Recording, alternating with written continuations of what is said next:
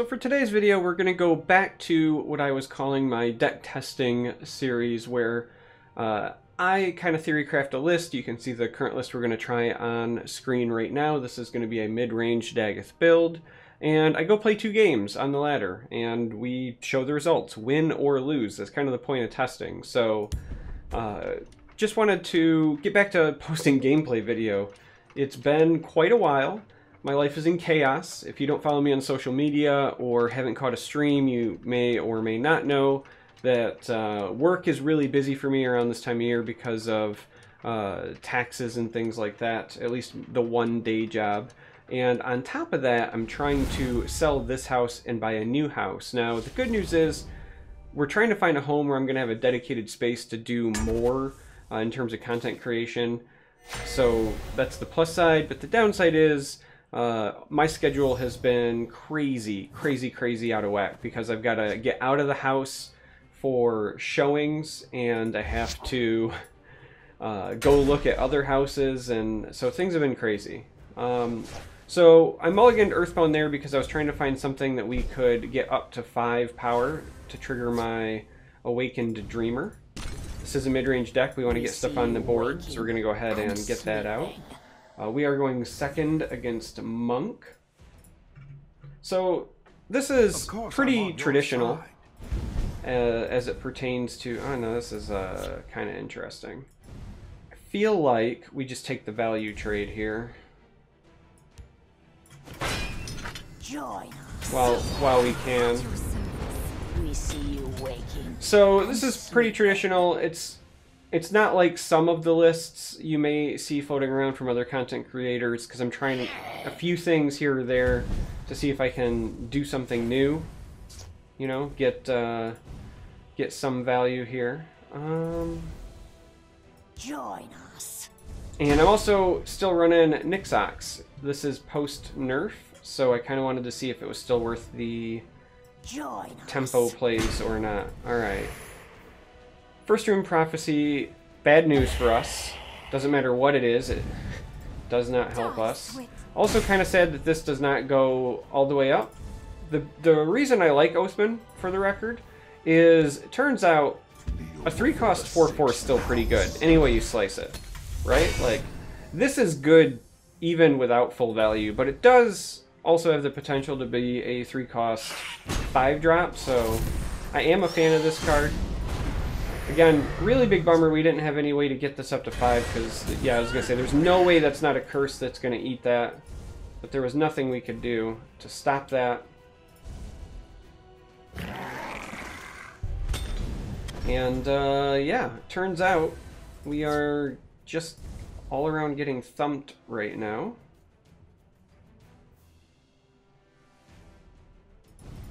All around getting thumped. Not getting much, value at all. So here's what we're gonna do. We want to get rid of this. The Skulk is certainly bad for us. So we're gonna go ahead and take that trade there. We do need to get rid of that as well, but trying to get rid of the drain isn't a huge deal because if we don't get control of the board, we probably just lose. And we're also going to develop Queen because we want the 6 power on the board, so this will trigger. It's just a question of whether or not we want it in the field to contest this, or over here where we can potentially hide it, and it also forces him to trade here, and I feel like this is actually better. I am the Queen Mother. Attend me.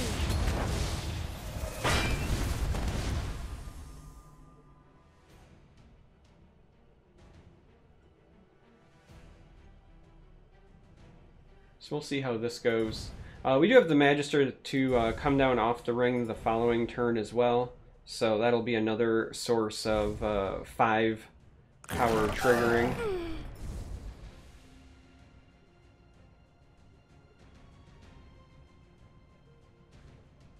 A little distraction might prove useful. Alright. Cloud Rest is a fantastic card for our opponent.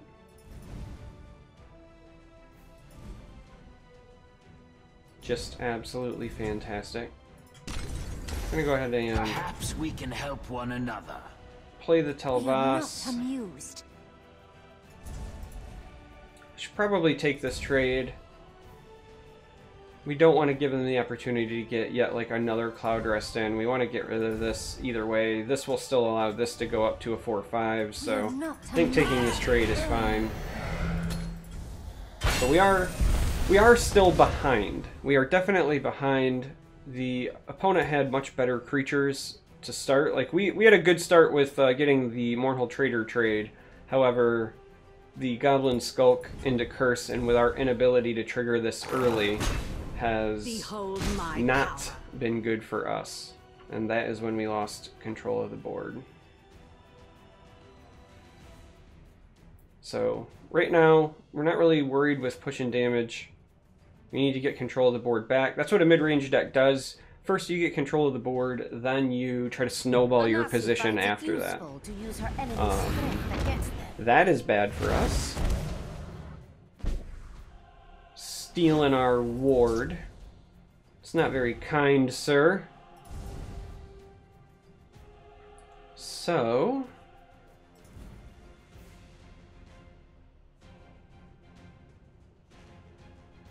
there's not a lot we can do about that by itself. Let's go ahead and draw a card and see if we get anything worthwhile. Now that's beautiful for follow-up turns. Let's go ahead and just take our value trades here, right? So we're going to take that there. We're probably also going to steal Scimitar and trade here. He'll come back with the Anasi. There's not a lot we can do about that, but at least, again, we pull that off. Sorry it had to come to this. Let's drop a clan captain as well. This will at least go up in value. We'll get another face ward. We will lose our Magister though, but again, not much we can do. The forest is my club. Leaf Lurker, great play from our opponent. Alright. Continues to have fantastic plays here. We're gonna, now that we've gotten rid of his drain, just put some things on the board and develop the hand. We're gonna see if we can get rid of that Anasi. There's a good chance that this just eats a Javelin. We haven't seen any yet. He's clearly on a mid-range monk of some sort, so there's a strong chance that they also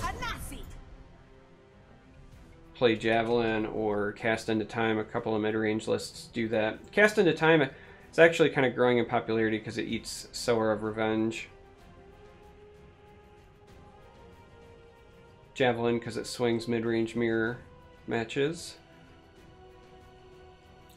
But yeah, we're still way behind. Our opponent has much better value in terms of creatures, and as such is just ahead on cards. They have a lot more cards in hand.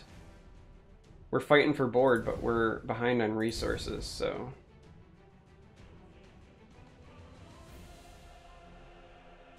Just give me a name. Alright. So he plays this to kind of keep tabs on field lane, knowing we're going to take this trade. We're going to go ahead and get rid of the Anasi. Again, if we don't have control of the board, there's not much we can do. And we're going to develop a Blood Dragon. I would be utterly shocked if this doesn't trade into this somehow. It's likely going to get a buff of some kind. And then trade in. Could just trade in Leaf Lurker again as well. The Crusader did cycle, so it's almost like it was a free resource. It doesn't really put him down in terms of card advantage. The forest is more And Leaf Lurker. I don't like to be right, but sometimes I'm just right. So the bat is interesting. And the bat is interesting because we could Vigilante here and then just trade with both of those.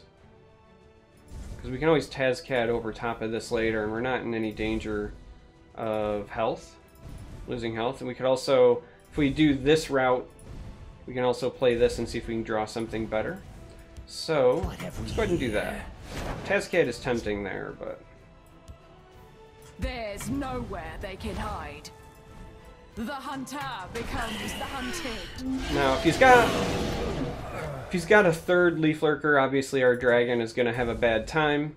He could have his own Cliff Racer to trade in, but again, we're just trying to get control of the board, generate some value. Ow! That was a very good turn for our opponent.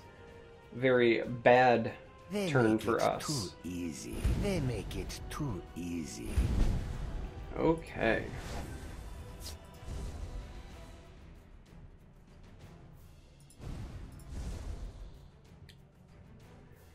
Couple of different options. So we can have Tazcad here to run this over, but I got a feeling we actually might need this Tazcad to trade here. So the other option is to use some combination of these. Cliff Racer can trade here and survive. Gatekeeper can pump this, and then we can attack in. We do give him a rune, but then anything that he rams into these things likely dies. Although this does survive, and this does survive. Yeah, we're not in a great place. This was a really good roll on Wild Beast Caller for our opponent. Creates quite the predicament for us.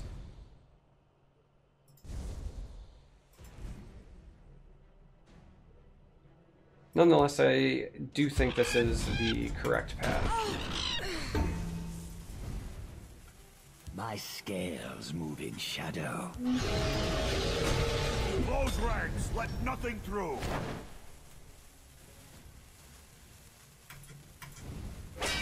Yeah. My scales move in shadow. So that's what we're gonna do.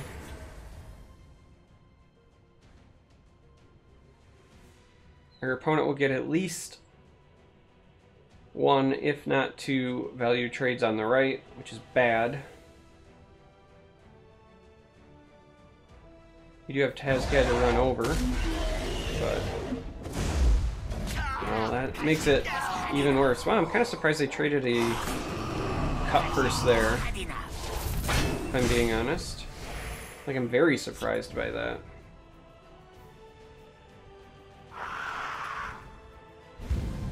So, another really good value generating card for our opponent. We have the most creatures in this lane. Interesting. Sadly, don't have a good way to trigger that. Yeah, but we're still stuck making trades.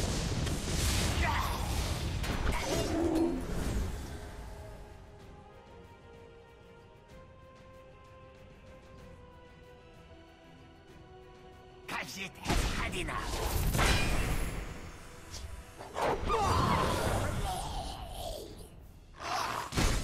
They continue to exert pressure and play more cards that generate more cards.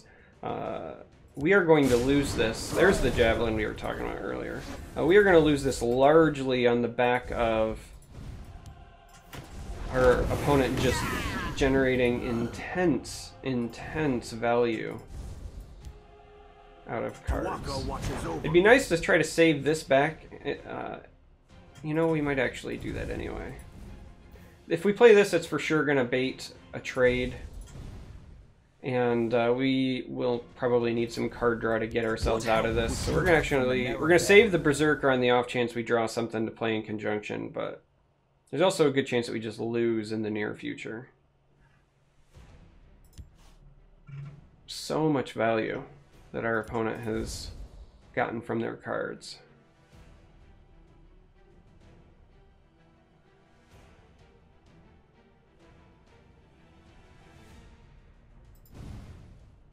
So there's the trade. Kind of curious to see what happens here.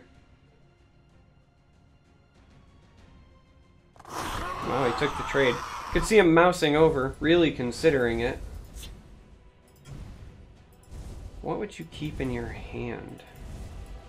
Guess we'll find out. We'll play one Berserker. If they trade and don't play anything, I have to assume they've got hard removal at that point. And if they have hard removal, I think we try to bait it. Oh, well, doesn't matter. We lose. Our opponent 100% just won. What have we here?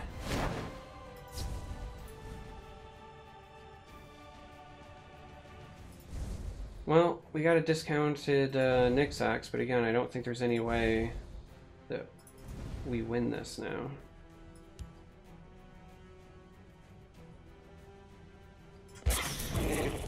I mean, this is our best hope. But I have to assume that with the resources they have available that we do not pull this out. The Tazcad came from here, so it was a top deck last turn. Kind of wished that that would not have happened, but... So we get to see what else they got now. Is it removal? Is it... Yeah, it is removal. That is not good for us. So while we can trade with this... Well, now we can't. Well, we could have traded with Tazcad. We couldn't have dealt with the resulting creature anyway.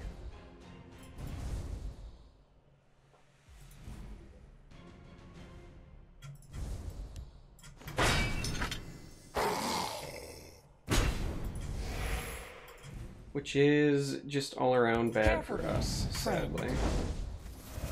Of course I'm on your side. So, that's gonna be it. We did a really good job of trying to fight for control of the board, but we fell behind early, and right when we were about to stabilize, the Tazcad off the top proved to be too much. So, it's kind of a heartbreaking loss. Don't think it's necessarily a fault of our deck, as much as it was the just the insane value our opponent generated that game. That's alright, we're gonna dive right into another one. Record my game here on my old deck tracker. See if we can make the second one go our way. I mean, all in all, I feel like against your traditional matchup there, we probably do stabilize at some point. The Wild Beast Caller high roll was certainly a problem for us, and then 2 Crusaders for cycling, Elder Gleam Matron, the Tazcad off the top. A lot of that was just outright bad for us. So, mulliganing. We don't want any of these in our opener. Tazcad's a late game card. This is a Prophecy. We'd like to throw that back. This is great utility, but with no other guaranteed early drops, we want to throw this back as well. We are looking for 2 drops, 2 and 3 drops. So this is much better for us. The Night Mother will guide us. We're going second against Halalu. So this will be interesting. We're going to go ahead and play a recruit to contest the Ungulum and get a discount giant. I really like the Thieves Guild recruit in this deck. I know a lot of the mid-range decks are not running it, at least the Dagoth ones, but when you look at the list, there's actually a pretty decent number of cards that will set that off. So we're going to go ahead and take that value trade there and We see you drop a waking Dreamer. and sleeping.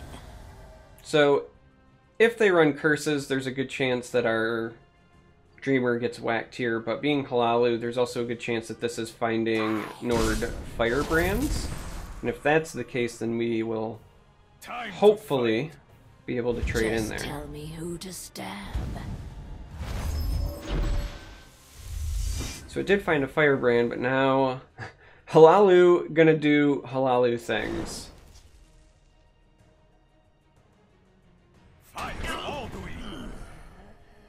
So not a half bad turn from our opponent. Now, we could drop Queen, trade here, and then this would go up in attack and health.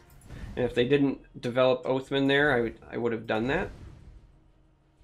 Just to get this rolling. But this would go to a 3-2, this would still trade into it, and we're going to take this value trade no matter what. We can't let Skulk stay. So we're actually just going to go ahead and develop Daggerfall Mage. Daggerfall Mage forces the Oathman to trade because they don't want to give us the value with the ward. The other route that we could have taken would have been putting Daggerfall in the field lane and just trying to win that. But knowing that they run Firebrands... oh, wow, they're going to do that, okay. So we will get some ward value then. But knowing that they run Firebrands, I want to finish that train of thought. If they played a Firebrand and took this out with that, then this would have been over here uncontested. So playing Daggerfall here, like, forces them to respond. No. They answered with Plate, but because we have our Captain, that'll allow us to trade in there. We could also just ring Brynjolf, but... getting some ward value feels pretty good. Time to act.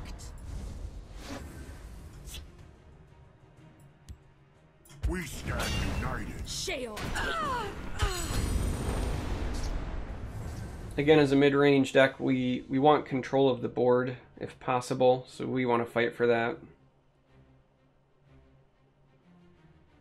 We stand united. The Belligerent Giant is welcome. You can't defeat me. Wow. Gavel, huh? It's a pretty great rip from our opponent there.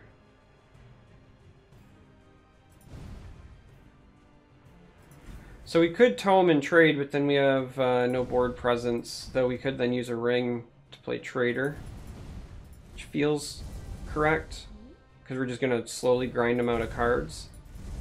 Because we do want to get rid of that. We don't want to leave that around. So let's actually take that path. Come at me. Let's go ahead and do that. Play this here. I'm on your side. Threaten the value trade. We have 2 cards with Drain in our hand, so if necessary we can maybe stabilize later. Bolt's good removal. Belligerent Giant can hopefully take out the Manor. Jarl's kind of a bummer there. Come at me.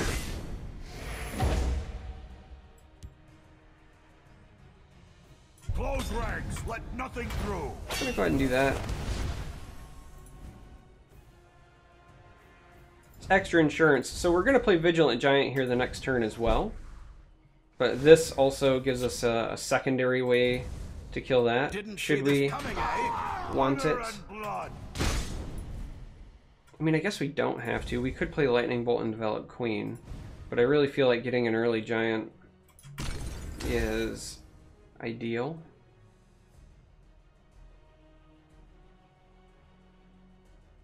Yeah, let's go ahead and do it. Gives us 2 guards to protect our trader, so now they need a Curse or a Leaf Lurker, multiple removal. I was tempted to put it in the field lane just to establish like dominance and presence there, but if our opponent had, let's say, you know, Piercing Javelin or something like that, then they could fully clear Shadow Lane. Now they need multiple cards.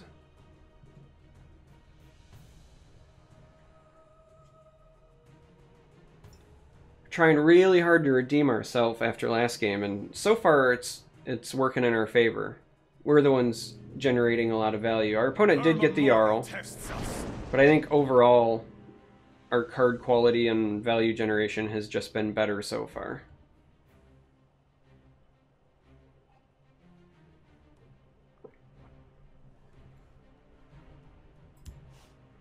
Like, limiting the value that they get from 5th Legion Trainer is pretty good for us. No matter what.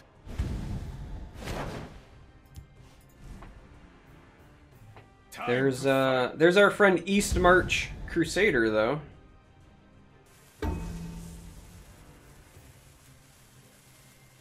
Kind of wrecked us last game. Continues to look like it's going to this game in terms of value. So yeah, that's exactly why we wanted to put this here to try to protect this.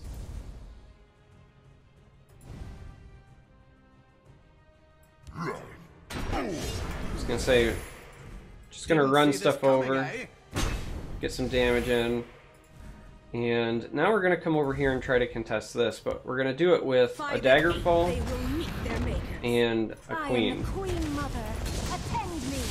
Plenty of ways I could go around this. Javelin, Execute, Grizzly Gourmet.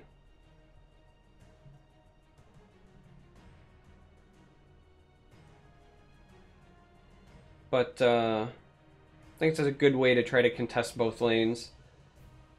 We have a fair amount of reach in our hand, so if we can get one solid attack next turn from really either lane, but especially this lane, then that's technically enough to threaten lethal. So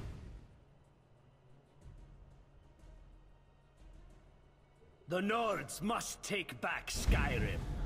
For so that will pop the ward, but we still get our value, so we got that going for us, which is nice. Chimera, guide us! Plays the Fervor, which allows them to trade and trade. Alright, so barring a prophecy here, we should have lethal. We're going to go ahead and lead off with this, because if they get a prophecy, it forces them to use it there. But they did not, so now we're just going to go in with the bolts. And redeem ourselves. Much better job of generating value that time, so 2 great games. Hopefully this list inspires you. Let's be honest, probably not. It's been around. Dagoth midrange is a thing. It's good. Thanks for watching, and until next time, may you walk on warm sands.